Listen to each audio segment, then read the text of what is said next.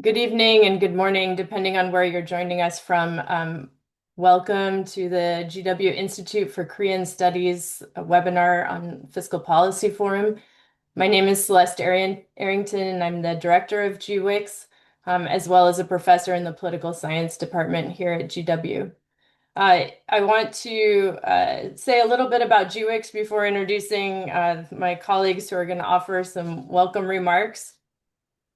My Institute is almost about to celebrate its 10th year, and one of the great pleasures of working at the GW Institute for Korean Studies has been our longstanding partnership with the KDI School for Public Policy and Management, which spans almost all of those 10 years.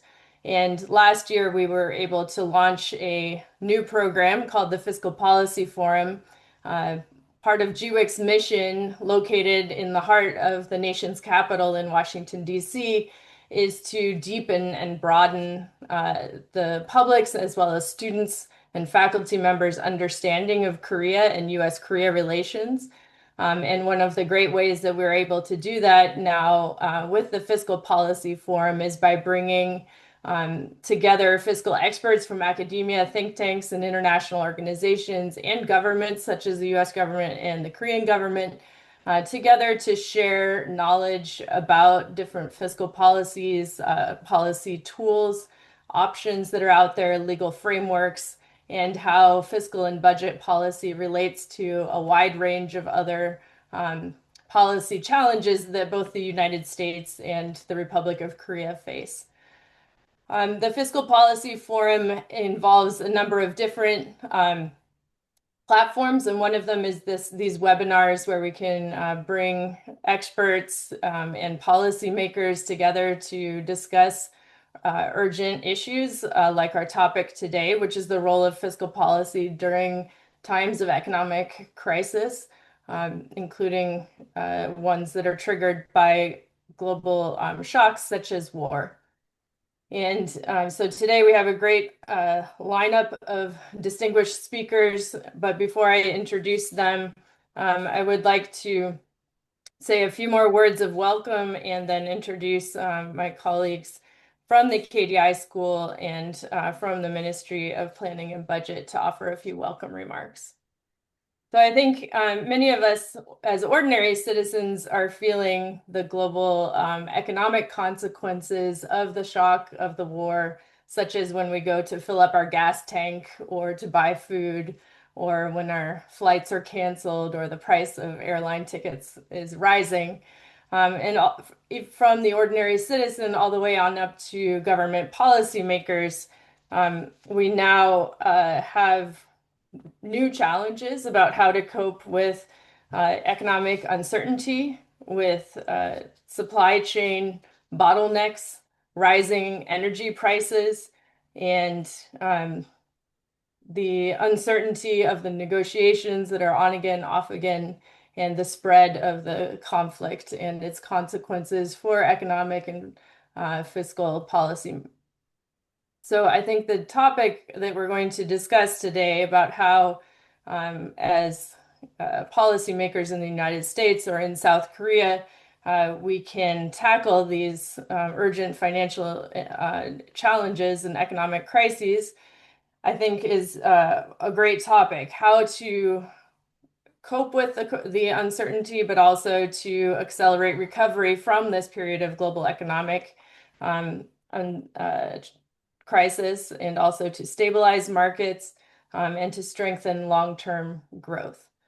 So our panelists today will cover a variety of different topics, from how the economic crisis has affected the ROK and the United States, as well as what specific practical policy measures have been tried in both of these countries as well as elsewhere, and to think of ways that the United States and South Korea and other partners can coordinate on fiscal and financial responses to this economic crisis, to minimize or to balance the challenges of rising debt burdens, as well as to align with various other policy priorities.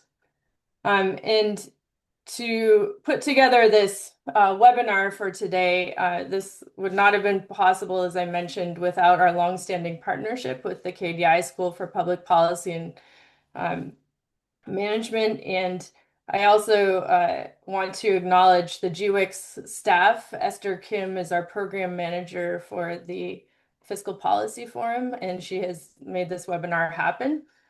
She's also been coordinating closely with KDI and the Ministry of Planning and Budget, as well as the research assistant who's a graduate student at GW, Jae-hoon Lee, and my associate director at GWIKS, Yono Kim, has also been instrumental in making this happen, and I want to thank them. And my thanks also extends to our partners at KDI. Today, we're joined by Associate Professor Lee Jong-yeon from the KDI School of Public Policy and Management. He is a well-known expert in international organizations, applied microeconomics, and public economics, as well as regional economies. And his research, I think, today will help set the stage for our webinar. His comments will set the stage for our webinar a little bit today. And then our next set of welcome remarks will come from Director Kim Yong-hyun from the Ministry of Planning and Budget. Thank you for taking the time to join us on this webinar today and for your support of the Fiscal Policy Forum. He is Director of Budget, Communication, and Cooperation Division at the Ministry of Planning and Budget, which is a new ministry. When we first established the Fiscal Policy Forum last year, it was the Ministry of Economy and Finance, but now we are excited to hear about the policy directions of your new ministry. So now I'm going to turn it over to Professor Yi for some welcome remarks before turning it over to Director Kim. So thank you. Professor Yi, the floor is yours. Thank you very much. Good evening or good morning. So it is my great honor to participate in this webinar. So I'm excited to listen from our experts about the how to deal with those economic crisis and this hardship during many different events are going on. So as an economist, working closely with the government, especially the budget authority, I'd like to mention that the recently in this year, actually, as Professor Arrington said, that the Minister of Planning and Budget is separated from the Minister of Economy and Finance as the standalone budget authority. And actually, we had experiences twice before. About this type of separation from the huge finance ministry and to the standalone budget authority. So the first attempt was made in 1960s in the name of EPB, Economic Planning Board, and the purpose of that restructuring was to start up the economic development and fast economic growth. Also, in the 1997, Korea experienced the Asian financial crisis, and to deal with that, also the Ministry of Planning and Budget was separated from the Finance Ministry. And this year's movement from the government, actually, as well, I believe that the separation of the MPB, Ministry of Planning and Budget, also try to cope with the economic crisis and global situations, and also country-specific hardship like the fast aging society, population changes, and also regional disparities, and also fiscal sustainability issues and all those. So I have high expectation to the Ministry of Planning and Budget to cope with those crises and many different events. And also I'd like to emphasize that the Korean legacy about this separation is always, for those three times of separations, the planning function comes with the budgeting function as well. So it is a remarkable, a uniqueness of the Korean government. So it is actually to enhance the efficiency of budgeting, right? So when you have the planning function as well as the budgeting function, those planning effort and the timely budgeting can enhance the efficiency of the fiscal policy. So with that, 있을 I have 것입니다. 네, the great 그러면요. expectation about this webinar again, and I look forward to many fruitful discussions from this. Thank you very much. Thank you very much, Professor Yi. I'll turn it now over to Director Kim. Good morning. My name is Young-hyun Kim, Director of Budget Communication and Cooperation at the Ministry of Planning and Budget of South Korea. First of all, I'd like to express my sincere gratitude to Celeste Arrington, Director of the George Washington Institute for Korean Studies, Professor Jong-hyun Lee of the KDI School, and everyone who helped organize this meaningful event. I'd like to also welcome our distinguished panelists, Dr. Tom Ramage from the Korea Economic Institute, and Dr. Taesuk Lee from KDI. This forum marks its second year, and it's especially meaningful because it's the first forum since the launch of the Ministry of Planning and Budget earlier this year. Today, the global economy faces significant challenges, geopolitical tensions and supply chain disruptions and rapid technological changes. And most recently, the situation in the Middle East have created a high level of uncertainty around the world. One important lesson from recent events is that no country stands alone.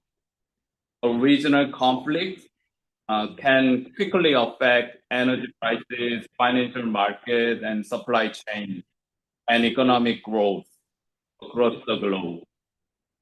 Korea has also experienced the impact of these global developments.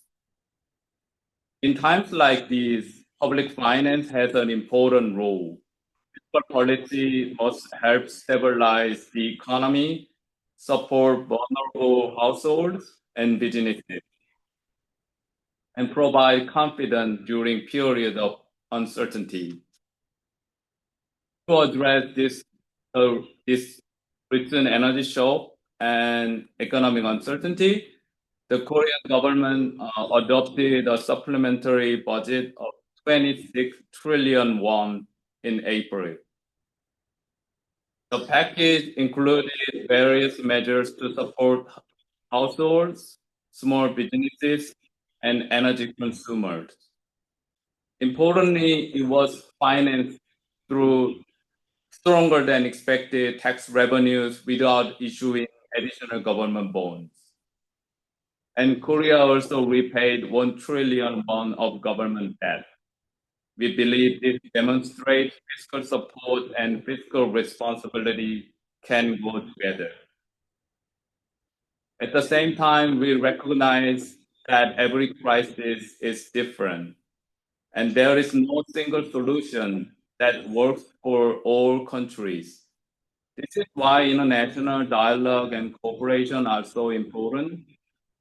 By sharing experiences, we can develop better policy responses and strengthen our collective resilience. I hope today's discussion will provide valuable insights on the role of fiscal policy in overcoming crises. I also hope this forum will further strengthen policy dialogue and cooperation between Korea and the US. Thank you. Thank you very much, Director Kim. I think you put it very well to say that no country stands alone, and yet we all are slightly differently affected and adopt slightly different policies. And I can think of no better experts than my colleagues Tom Ramage and Professor Taesuk to join us today to speak about, to share some of their expertise. to foster knowledge sharing in how to respond to this period of economic crisis. So it's my honor now to shift gears and as moderator of the panel discussion and introduce our two speakers in the order in which they will speak. Tom Ramage is a fellow and economic policy analyst at the Korea Economic Institute, or KEI, down the road from GW. He has been there for 3 years now, and his research focuses on economic security and U.S.-Korea economic policy and trade, which is perfect for today's topic. He served in a variety of different roles as analysts and policy research fellows previously. He earned his MA from the Johns Hopkins School, or SAIS, although we don't hold that against him, and his BA from Hobart College. He also spent a year at Yonsei in Seoul and served in the Peace Corps in China. So Tom, thank you for joining us today. Our second speaker is going to be Dr. Taesuk, who's a senior research fellow in the Department of Public Finance and Social Policy at the KDI. And he's also a member of a number of government committees, including the Policy Performance Evaluation Committee and the Mid to Long-Term Tax Policy Committee, and a number of other important policy bodies. So I hope he will be able to share some of the challenges, the trade-offs as the ROK decides how to respond to economic crises like the one that we're facing now. He had previously served as the head of the Demographic Change Response Division of the Department of Public Finance and Social Policy. He has also worked at the OECD, where he could probably share some comparative insights for us about how other countries are responding to this economic crisis. And his research interests more generally include demographic change, national debt sustainability, and the effectiveness of fiscal and social policy. He earned his PhD in economics from the University of Rochester and his MA and bachelor's degree from Seoul National University. So Tom, the floor is yours. Thank you. Well, hello, everyone. My name is Tom Ramage, and I'm with the Korea Economic Institute of America here in Washington, D.C. I want to say thank you to the GW Institute for Korean Studies for hosting me, and also for our esteemed guests, Kim Young-han with MPB, Lee Jong-yoon, and Lee Taesuk.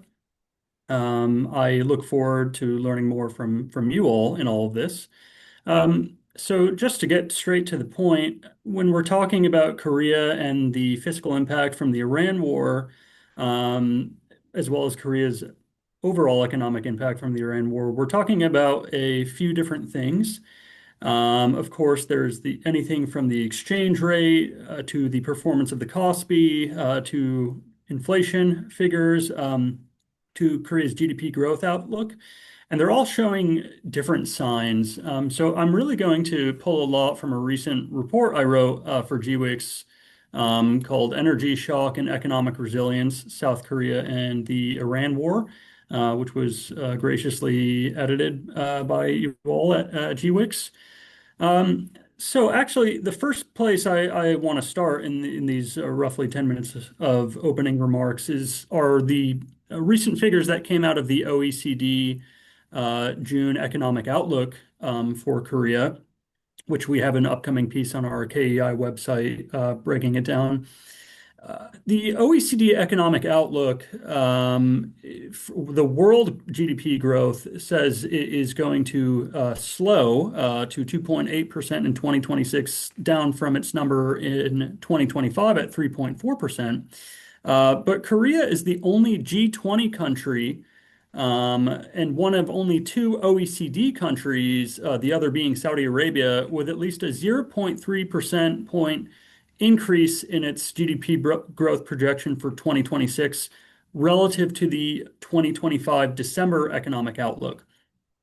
So what we're actually seeing is that coming out of this, where the initial estimates right after the attacks in the Middle East did project Korea to have reduced GDP growth for the entire year.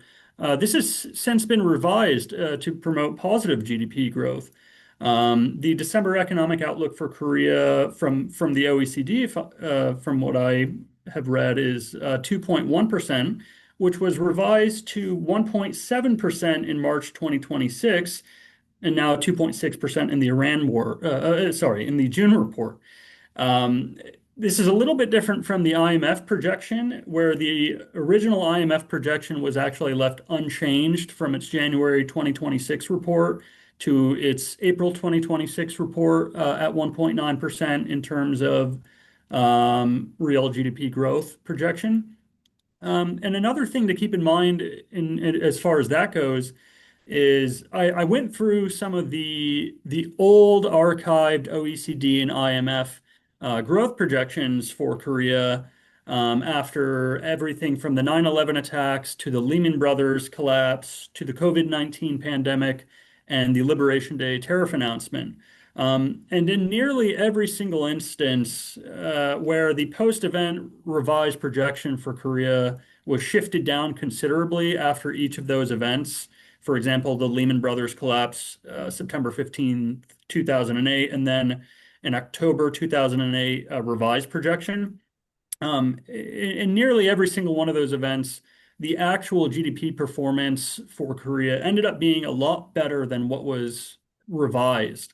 So in the grand scheme of things, the fact that Korea's OECD projection for the year was projected to increase is a very good sign.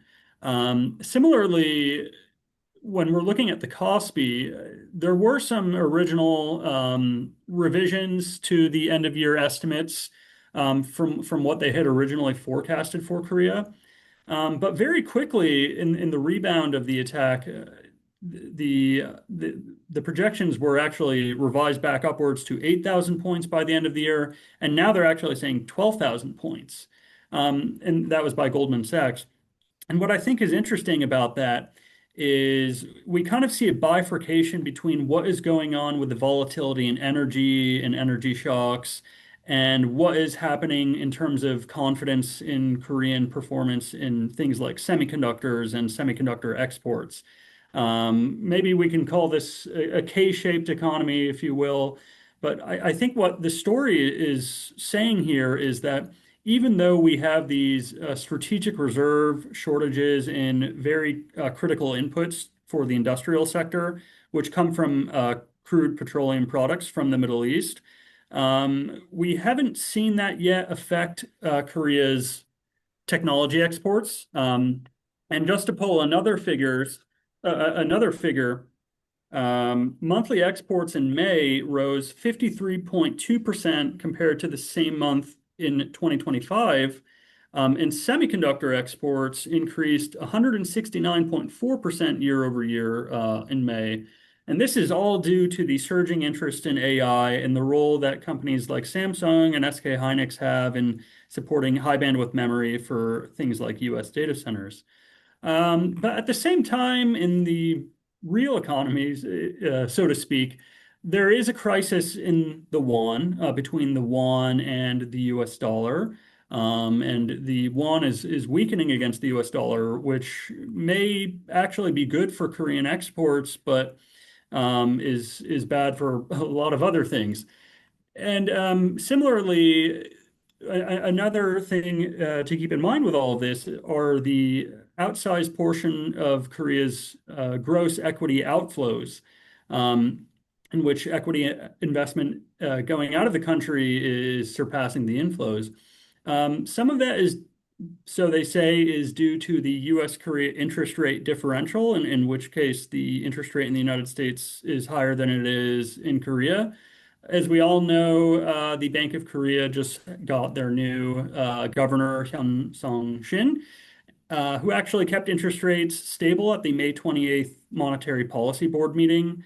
I know there are some media reports saying that that could change in July, and that Korea could increase interest rates going forward. But we have to keep in mind what may be going on in the US. We all saw what happened on Friday with the jobs report in the U.S. and the implications that that will have for U.S. interest rates potentially under the new Federal Reserve Governor Warsh. But to say the least is that with new central bank governors in both the United States and Korea, this U.S.-Korea interest rate differential, I think, is going to affect what is going on with the economic situation in Korea for the long term, so long as there is a gap there. And then, of course, covering a lot of many other different sectors, I do want to mention the fantastic things that the Korean government has been doing to stave off the worst of this crisis. Most of all is the $17.7 billion supplementary budget by the National Assembly, which was approved on April 10th, which is important because this is helping people who don't earn tons of money, and this is actually helping the everyday person. Vouchers for the bottom 70% of income earners, spending to maintain fuel price caps, as well as the increased utilization of things like nuclear power and coal. But at the same time, it's very important to keep in mind what this means for inflation. So kind of like a final point, just talking about the economic figures for Korea amidst this crisis. My first read on it, when we looked at the inflation figures in the immediate months after crisis, is that core inflation and headline inflation actually remained pretty stable relatively to the crisis. February core inflation and headline inflation year over year was 2.5 and 2% respectively, which only went to 2.3 and 2.2% for the month of March respectively. But CPI for transportation year over year actually shot up from 1.1% to 5% in March. And the last I saw is now 9.7%, which is pretty dramatic. And then this is especially so for things like domestic airfare, which I see in May was up 25.9%, which are all things that are going to continue to affect the domestic economy. Yes, so to say the least, and to conclude, the measures that the Korean National Assembly is taking to stave off the worst of this, I think, is going to help a lot. From some reads, the supplementary budget is 1% of the country's GDP, 3.7% of its overall national budget. So I think this is going to do a lot. And in the interim, I think the Korean government is being very proactive in exploring alternative sources of crude from places like Canada. Of course, the East-West pipeline in Saudi Arabia has been a factor in all of this. But we're going to have to see where this is going with the exchange rate. And also last, when we're talking about the fuel price caps and the subsidies that the Korean government has been putting out, from my last calculations, the percent increase in prices for gas in the United States were actually higher than they were in Korea, which is surprising given that the U.S. is something of an oil producer themselves. And what I think this can be drawn down to is the fact that the Korean government is doing a lot to stave off fuel price increases, and part of this is due to the price limits for fuel. But with that, I'll turn it over to our other speakers, and I look forward to hearing everybody's comments. Thank you very much, Tom. Dr. Lee, I'll turn the floor over to you now. And you have a slide deck to share with us. Yeah, thank you. Okay, I prepared the slides, so I will share the slide. Hello, everyone. I'm Taesuk Lee from KDI in Sejong, Korea. Good morning in Korean people and good evening in Washington. And it's my pleasure to open this forum at the moment when the fiscal policy is being asked to several jobs at once, protect household, stabilize market, preserve fiscal credibility, and invest in long-term resilience. The revised framing today is deliberately practical. the question is not whether fiscal policy should respond to crisis. It must. The harder question is how to respond without using up the very fiscal space we will need for the next shock. As you know, the shock from the Middle East war is global. The response cannot be purely national. Energy price, capital flow, exchange rate, and supply chain do not stop at national border. Policy that look reasonable in one country can create a spillover for others. So let me begin with three messages. First, government need to stabilize without hiding the price signal. In energy shock, support should protect people who truly need help. It should not become a blanket subsidy that increases fuel demand and weaken incentive to save energy. Second, government may need to spend, but they must keep that credible. Emergency package need funding plan, sunset clause, and midterm fiscal anchors. The issue is not fiscal activism versus fiscal prudence. The issue is how to make fiscal activism credible. Finally, we should turn relief into resilience. The crisis spending should strengthen energy security, supply chain, productivity, and social trust. For a policy expert, this is about policy mix and the fiscal anchor. For wider public, it is about a simple promise: protect today without sacrificing tomorrow.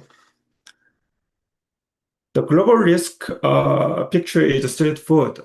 As Tom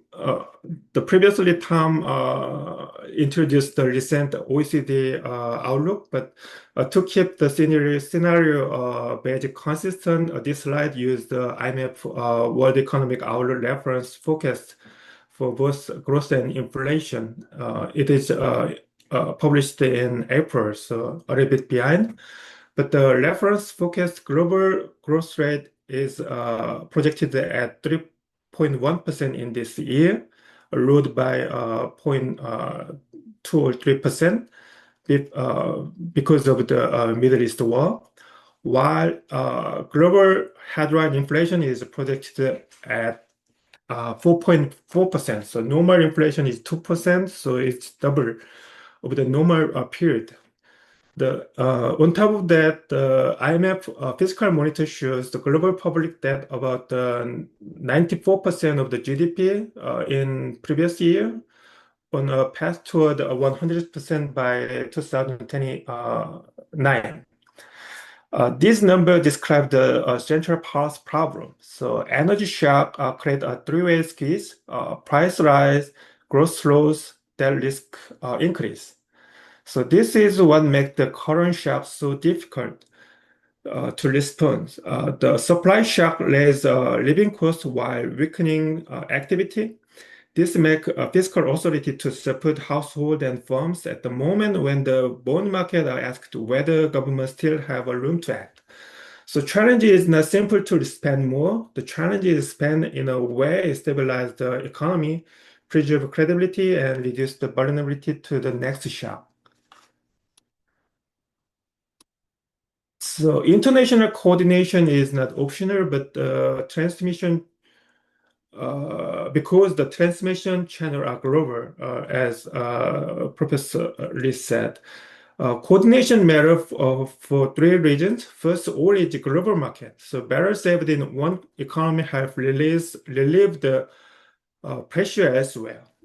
Second, capital market transmit fear very quickly. And third, fiscal choice spill over. So if a large economy use broad subsidy to shield the domestic consumption, the global price can rise and smaller economy bear more adjustment. So practical agenda is clear. So coordinate energy shock, release and demand restraint, make liquidity and fuel facility operate ready. Share data across border on leveraging non-bank finance and capital flow pressure, and align fiscal support principles so that support protect people rather than conceal the real shortage of energy. So current international advice converges around a practical fiscal consensus. So government should act, but with the principle, with the discipline. Relief should operate inside credible anchors. So emergency fiscal action is legitimate, but open-ended subsidy are not. Immediate relief should be targeted to households and firms that cannot absorb the shock. The budget discipline requires sunset clause, funding source, and reprioritization. So resilience investment should raise future productivity capacity or reduce vulnerability to the next shock. So the credible test is simple. So does today's intervention make tomorrow's adjustment easier or harder? If measure long-run vulnerability, it can be fiscally constructive. If it becomes a persistent subsidy to consumption, it weakens the fiscal position and price signal at the same time. So fiscal policy cannot work if financial market become unstable. So we need a financial market playbook. So first step is monitor fiscal exchange rate, the foreign exchange rate, bond yield, market liquidity, portfolio flow, and rollover calendars. The key is to detect the stress before it becomes self-reinforcing. A second step is backstop. So liquidity funding facility should be operationally ready with a clear activation criteria.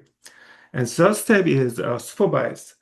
So today's financial system is not only about bank, non-bank leverage, margin call, duration risk, and cross-border exposure can all amplify volatility.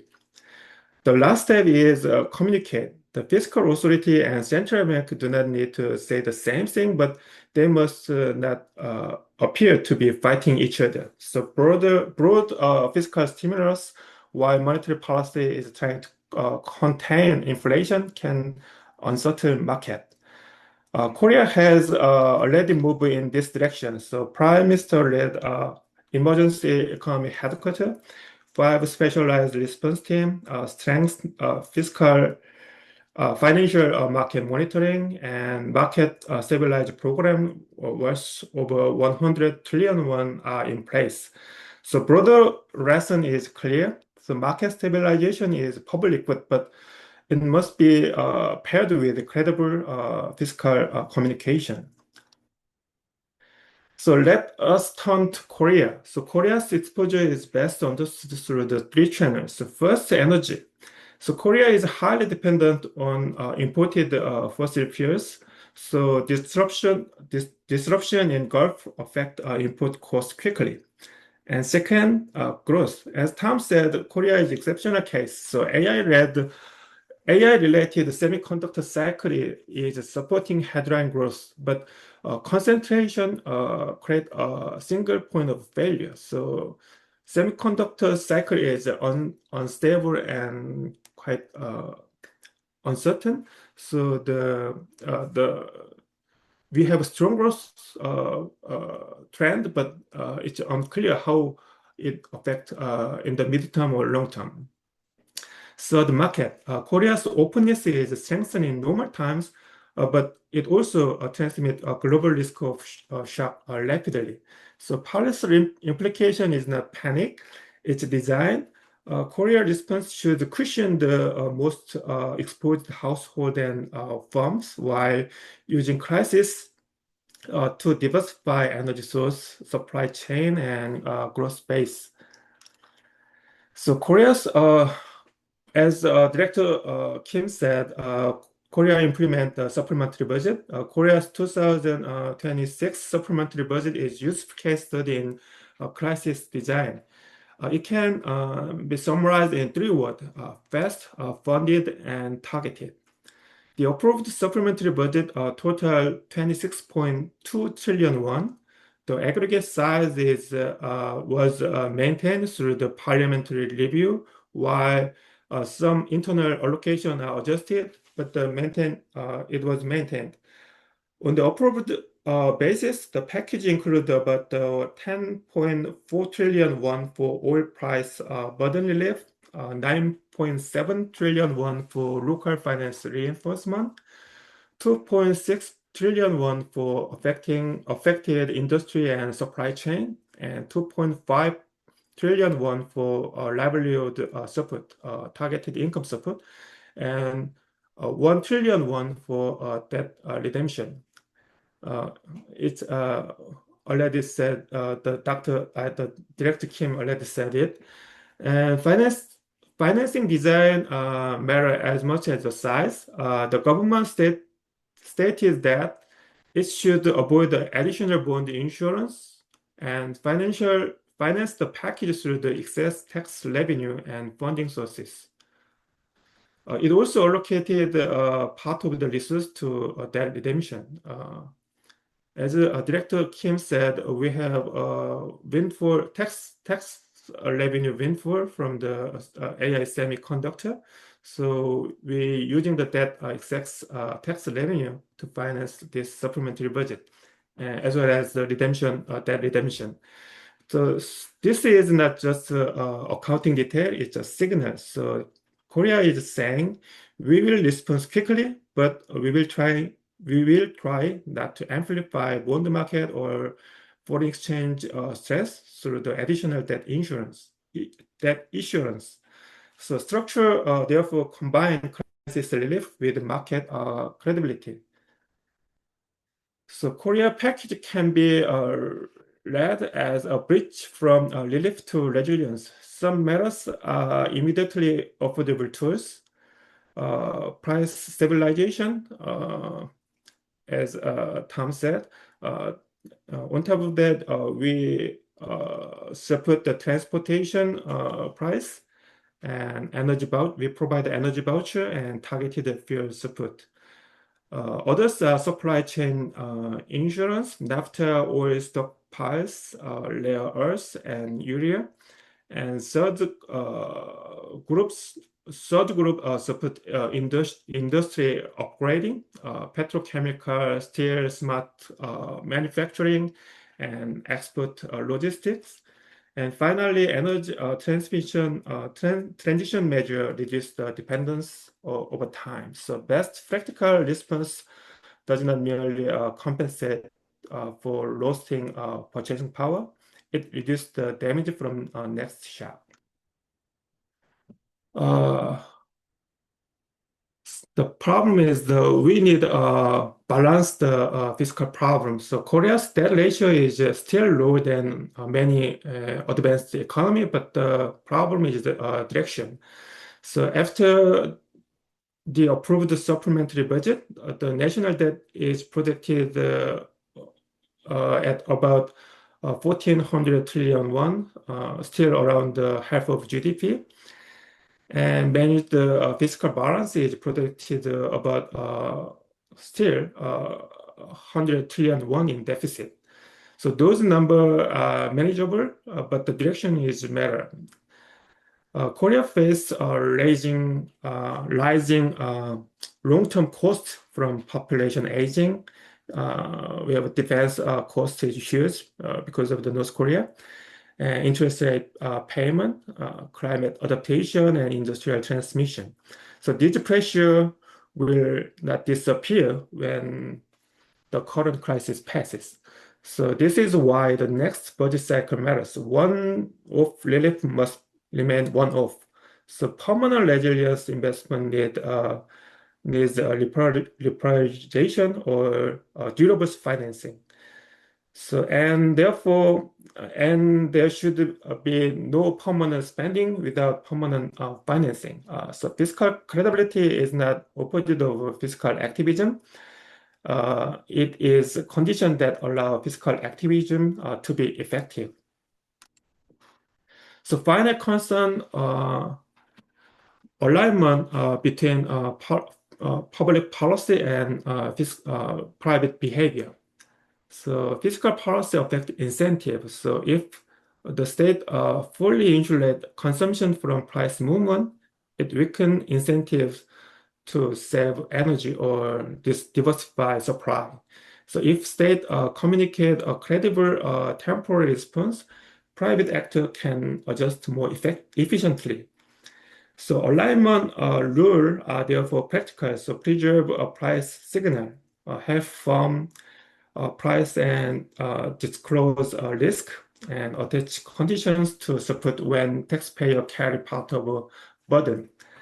And use public balance sheet to crowd in private capital for power grid, storage, logistics, AI adaptation, and other resilient investment.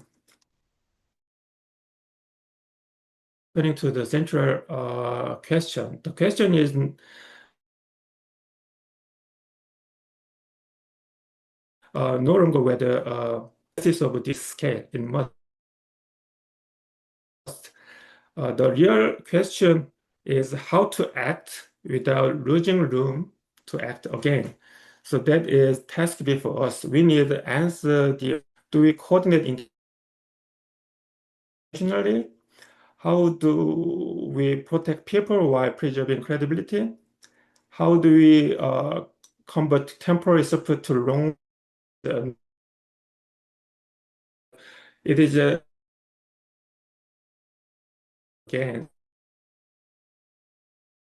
So it's my first point. So yeah, that's it.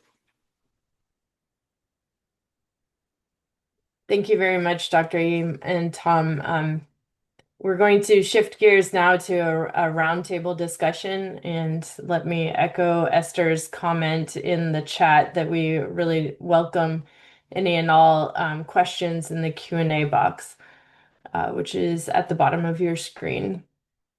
I would also encourage Director Kim, if you would like to jump back into the discussion, please do join us, since you're the real policymaker expert, I guess, in the room.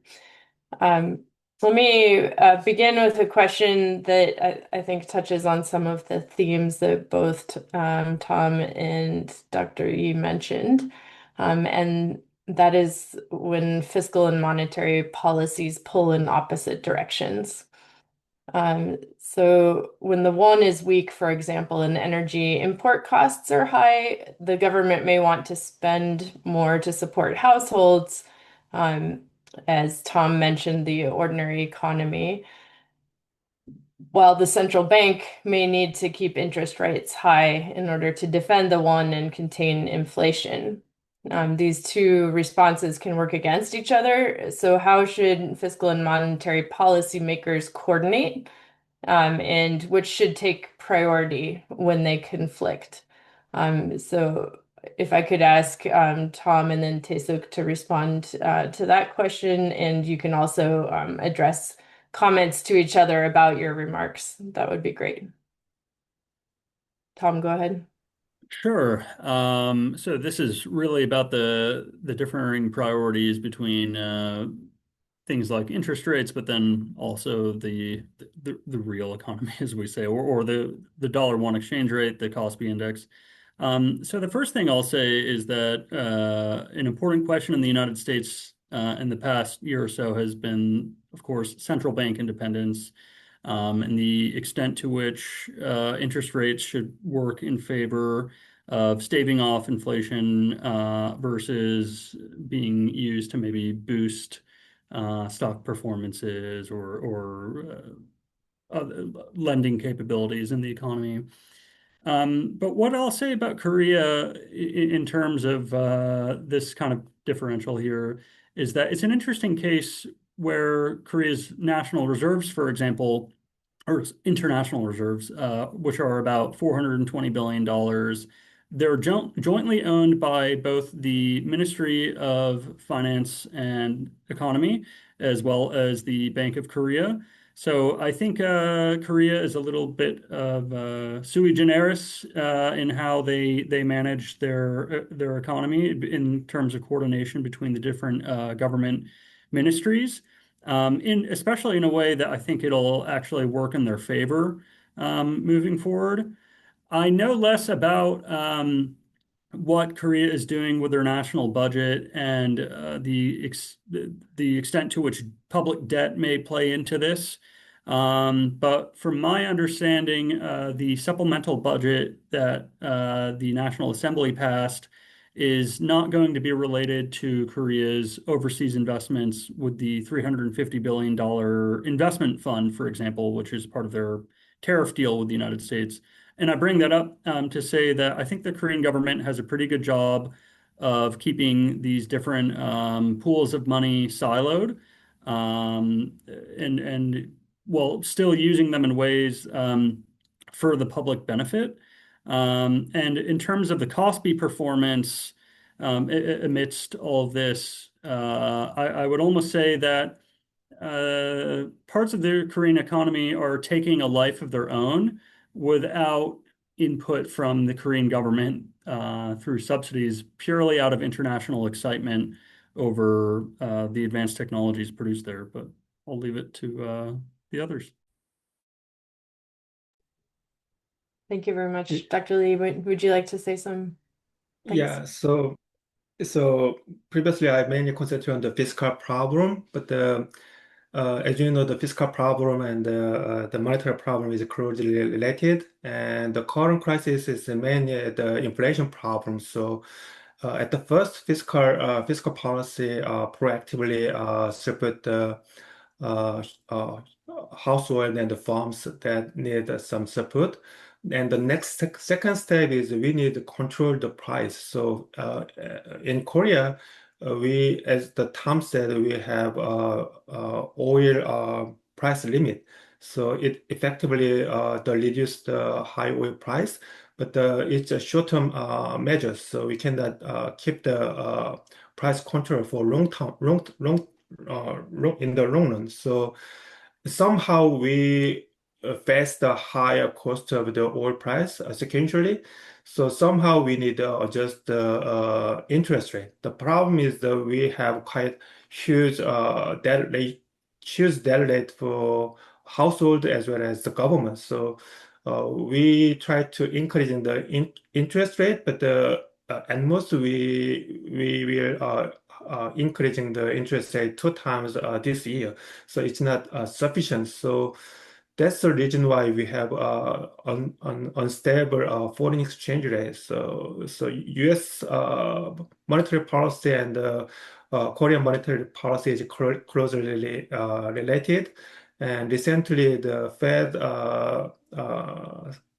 stopped the discussion on lowering the U.S. interest rate. So that means the relatively higher U.S. interest rate, and the gap between the U.S. and Korea interest rate make the problem. So we already know that problem, and we gradually increasing the interest rate to control the price price level of the Korea. But we try to make some kind of a price increment schedule on top of the fiscal injection. So we need to relieve the price control of the oil price, and we targeted support for the vulnerable people and the firms. But still, we are talking on the detail of the steps. So yeah.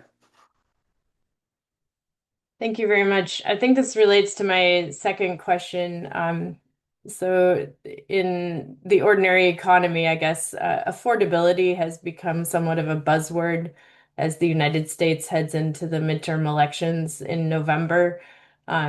Korea's high household debt, which Dr. Lee just mentioned, as well as housing prices, have been a concern about affordability for several years now.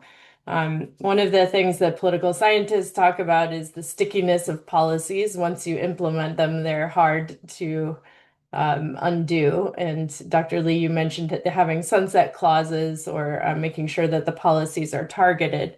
But I wonder, how have the ROK's responses to this economic crisis alleviated or potentially even worsened the affordability problem? And are there potential political consequences of the policy measures that are adopted, say if you cap fuel prices for the short term or transportation costs in the short term, but take away those price caps, are there potential political blowback consequences of removing those measures? I guess, Dr. Lee, do you want to start this time? So yeah, as I said at the first time, so the price signal is important. So the Middle East war is shock. So people are scared about the consequence of the Middle East war. So there's a huge uncertainty and risk they face. So there's a huge risk premium. So at first, government introduced some kind of the emergency measure. But we already spent 3 months or 2 months, 2 or 3 months. So a quarter is passed. So somehow we need to use the price signal. So actually, the oil price increasing the overall price level. So gradually, the price increase pressure will spread to all of the product. So the real price ratio is important. So oil prices increase, and the price of the food and price of the house will increase, and gradually the wage will increase. So, but as you know, the price adjustment takes some long time. So there's just some price stickiness, and it's different from the market and the industry. So government needs to check some bottleneck of the price adjustment. So there's just some kind of uh, uh, price manipulation in some industry or some area. So government concentrate on some kind of market making and the market adjustment more effectively. So that I think that's the most important way to adjust to interrupt. But we need to stop the control the price. So we need to use the price signal, but we need concentrate on some kind of factor that manipulate the market price. So yeah, that's my comment. Yeah, and I liked what you said, Taesuk, about reducing damage from the next shock should be the best fiscal response. Because just to add to that, the 2026 budget, which the $17.7 billion supplementary budget adds to, includes, from my notes, a managed fiscal deficit of $71.8 billion, which is 3.9% of Korea's GDP, which is above the Korean government's traditional 3% cap. And there is a report that came out from KIEP, or the Korea Institute for International Economic Policy, Dr. Hae-Yoon Song and Kang-Moon Soo, where they looked at 3 different scenarios for if this crisis were to continue. And they said what they determined was that even if there is an early ceasefire, oil prices are projected to reach $90 a barrel, and they're probably not going to go back to $63 a barrel for a long, long time, which is what they were before the war. And we're not considering here, well, what if the conflict gets bigger? What if there is a prolonged blockade or more attacks on energy facilities? And of course, there's always the possibility that other countries get involved, such as Russia, North Korea, and China.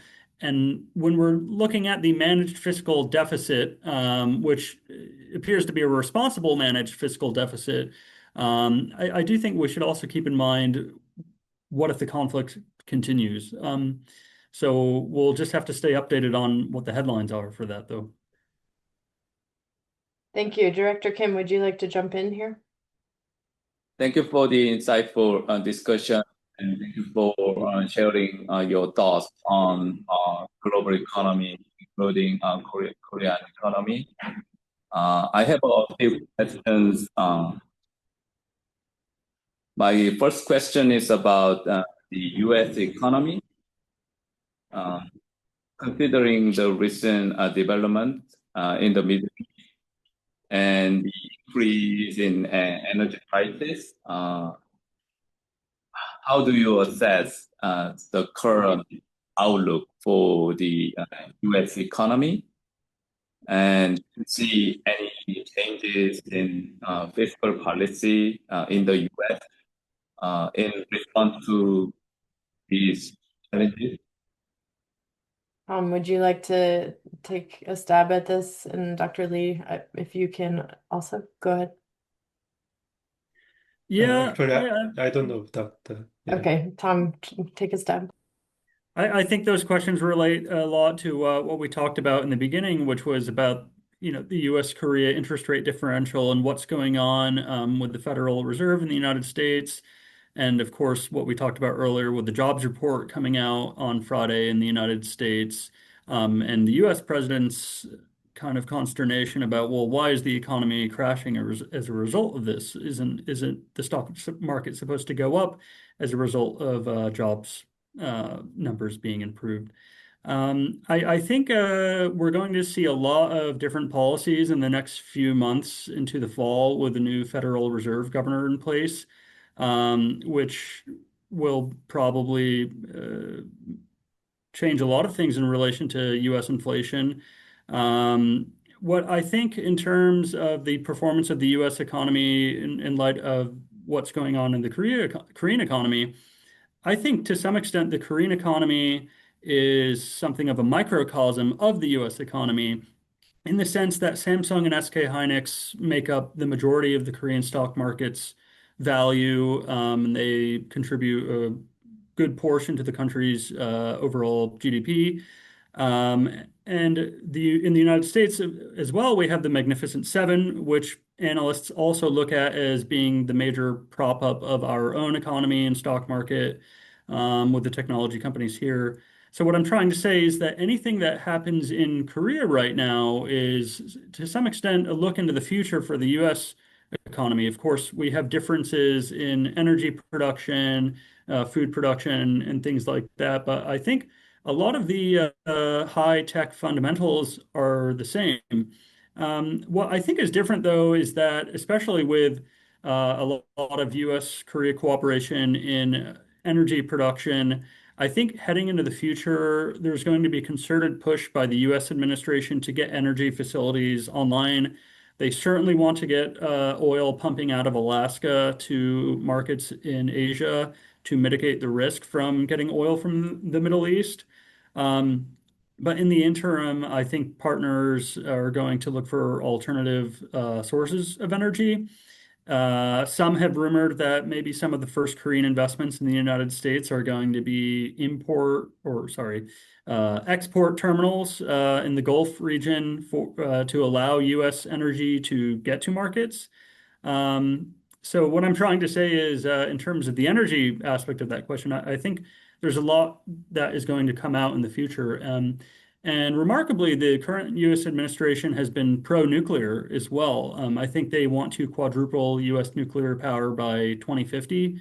So even where there is crisis in energy access and all of this, there will be a number of different ways of mitigating it, given the long term. Thank you, Tom. Director Kim, you said you had another question, or would you like me to take one of the questions from our Q&A? No, I'll ask that later. Okay. Okay. Great. Let me take one of our questions from the audience. This is from Nazia Kazi, who's a recent graduate of our MA in Asian Studies at GW. So she asks, what has the public reaction been to energy conservation policies in Korea and supply chain diversification efforts? Tom just mentioned that both the United States and South Korea are promoting nuclear power as an alternative. And so what has the public reaction been to these energy conservation policies? One of the challenges with fiscal policy is policy effectiveness. So how effective have these been in changing people's behavior? And then the second question that she has is, how does the Korean government intend to increase space for long-term action without fully including the private sector or what do the incentives for long-term changes in behavior need to look like? Taesuk, do you want to take a stab at this first and then Yeah, so I try to explain using the current Korean business cycle. So actually, uh, as Director Kim said, we have quite a good situation currently. So we can using that kind of the business cycle to mitigate the tension between the fiscal action and the long-term goals. So actually, as Tom said, we have a huge revenue from the semiconductor. So we doubled we have oil price is doubled, but the semiconductor price is tripled or much larger increase. So uh, uh, so although the world economic growth rate is lower, the Taipei, China, and Korea has a huge upturn cycle. So we try to using that kind of the business cycle to mitigate the tension between the uh, fiscal constraint and fiscal activism. So we temporarily have a huge tax revenue this year and the next year. So using that kind of the opportunity, we try to concentrate on the long-term investment as well as the targeted income support. So luckily, we have a quite good in current business cycle. So that's my temporary answer. Yeah. if I could just follow up, I mean, could Korea face, you mentioned in your presentation, Dr. Lee, that the current chip boom tax revenue is a little bit unstable and uncertain, perhaps.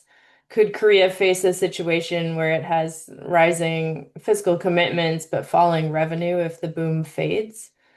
And how should the government use this windfall without creating fiscal problems in the future, in the long term? So yeah, that's a real problem. So I work with the Ministry of Finance, and they know that problem quite clearly. But the problem is the politician. So uh, Dr. Arrington major in the political science. So the real problem is the politician only concentrate on the election periods. So they concentrate on the that period.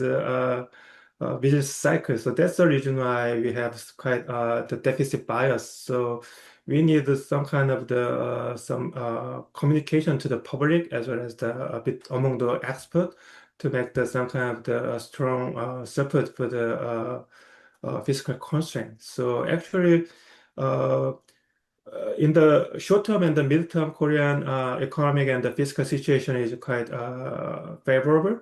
But as I said before, in the long term, we have quite huge spending pressure. So somehow we need using the temporal opportunity to mitigate some kind of long-term spending pressure. But I believe in the Ministry of Finance and the Ministry of the Planning and Budgeting, including the Director Kim. But I don't believe the politician. So yeah, that's it. Yeah, politicians often like to be able to claim credit for something that happens quickly and translates into votes. Tom, do you want to add anything on this point? The only thing I'll say is that in terms of what is going on with everyday people outside of the private sector, there is a new ministry in Korea called the Ministry of Climate, Energy, and Environment, which was spun out of Motir, or what is now Motir. And they reported a substantial increase in EV registrations in March compared to the year prior. And I think in all of this, we are probably going to see a transition to more EVs being used worldwide. And I think an unintended consequence of this is that Korea will probably see its EV and eco-friendly vehicle exports increase. Thank you. Director Kim, did you want to add anything on this question of how the public reaction has been or how to create policies that are more sustainable fiscally in the long term? Here, I like to talk about Korean energy policy approaches. We have two approaches. The Korea response consists of short-term support measure and long-term structural reform. In the short term, we are providing targeted support for vulnerable households while also implementing broader measures to reduce the burden of high energy prices on the general public.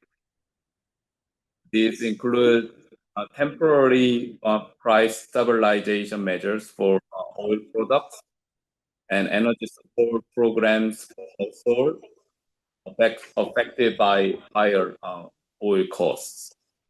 And in the long term, Korea is pursuing a more fundamental transition.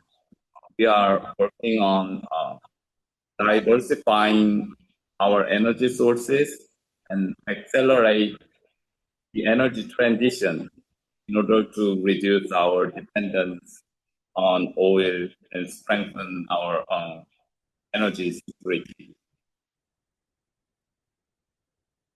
And we also have a strong tax revenue these days.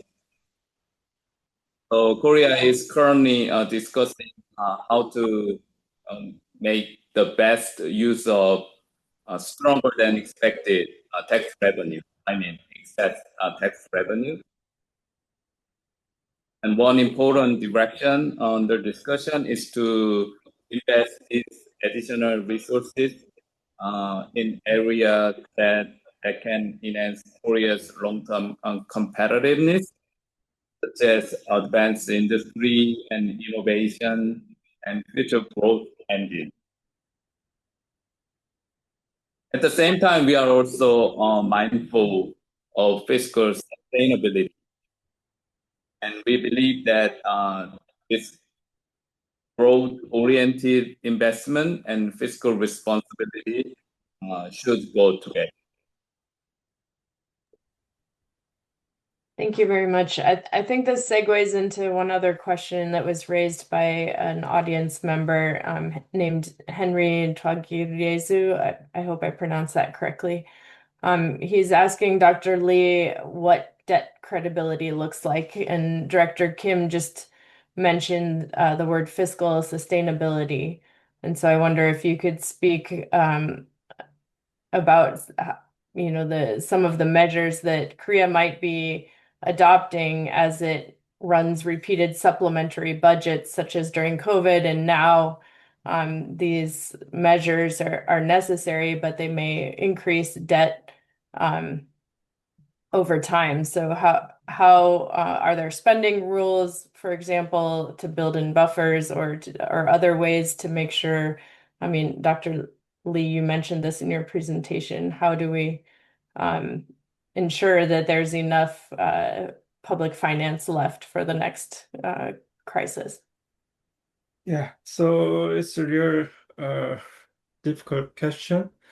And actually, it's my the personal view, so not the official view of the KDI. So actually, I'm working on the fiscal policy, working with the Ministry of Finance and Ministry of Planning and Budgeting. And actually, the good news is, as Director Kim said, we have a huge tax revenue, so windfall, so from the semiconductor area. The bad thing is actually we do not have a strong midterm fiscal anchor. So as you know, we do not have the fiscal rule, and the Tom said we have supplementary budget and we increasing the debt deficit, the fiscal deficit, but in original budget we already have about 4% of the deficit. So actually in original planning, we have a huge deficit in original plan. But luckily, we have a strong business cycle, and we will have relatively favorable fiscal situation this year and the next year. The real problem is we need some kind of a strong credibility for the midterm and the long term, but for now we do not have it. But the one bad thing is that we don't have a strong fiscal system, but one good thing is we have a strong business cycle, and the AI business cycle will not stop very soon. So we try to using that kind of the opportunity, and we try to increasing the potential growth rate. So as Dr. Kim said, we try to increase the long-term investment.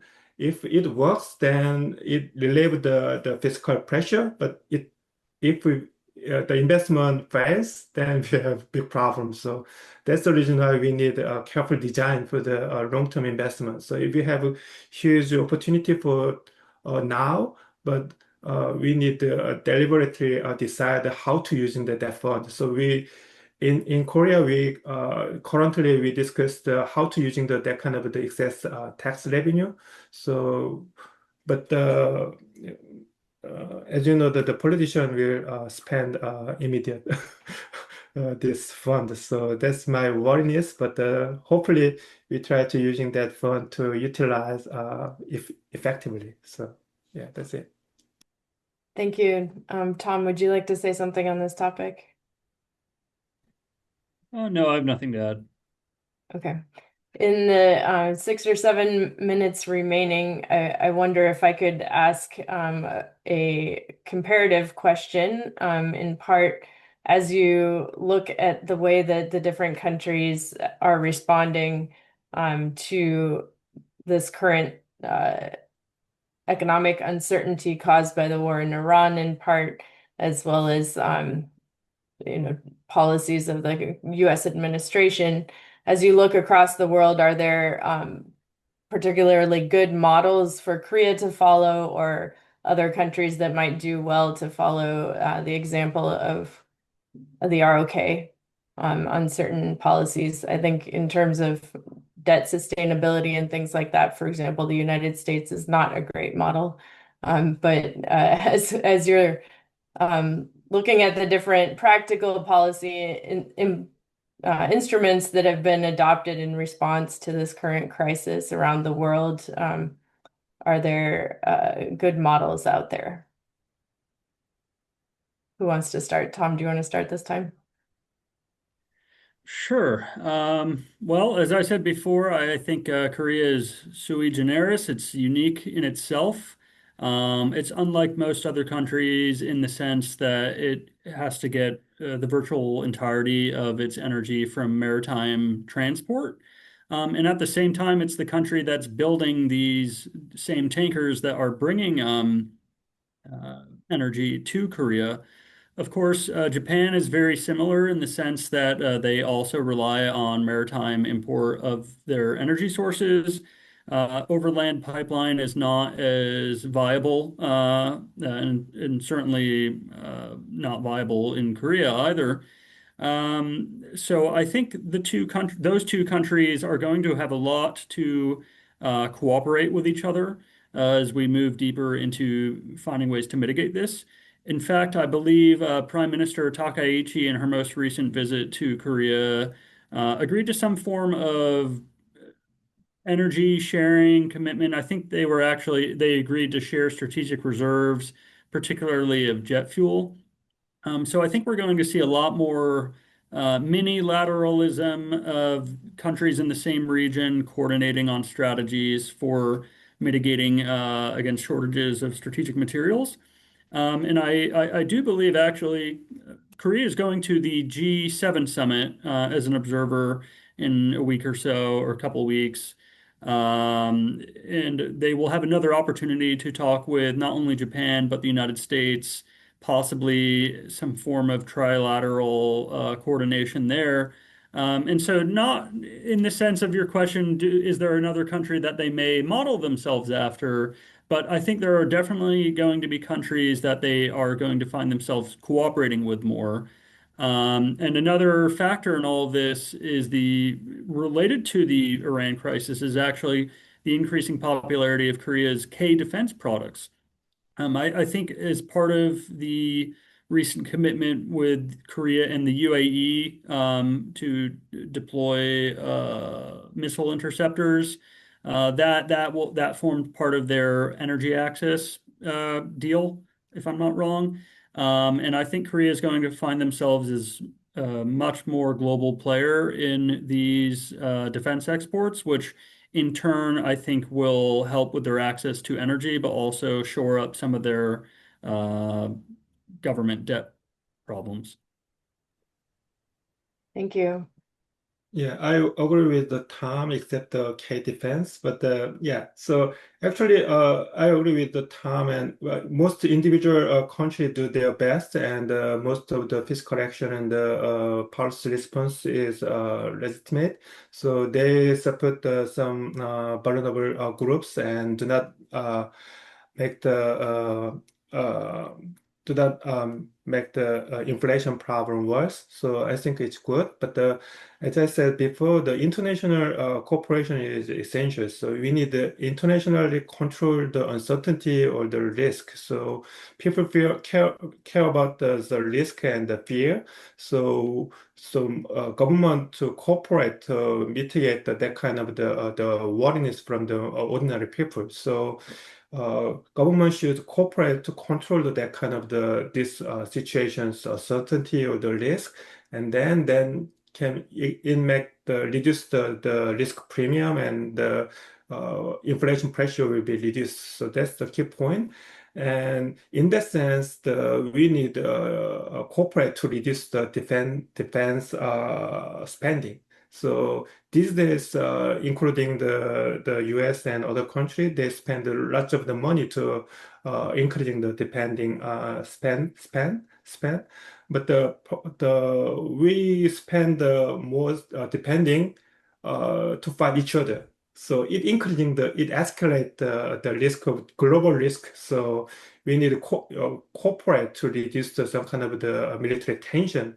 So in one direction is we need to cooperate to reduce the defense spending, and actually reprioritize the depending cost to the ordinary activity. So it's hard, but I think it's the real target for the international cooperation. Yeah, that's it.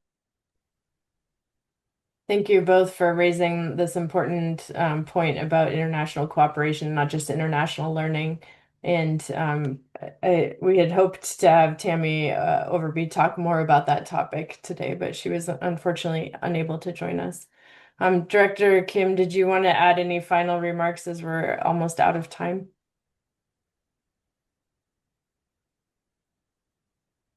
Okay.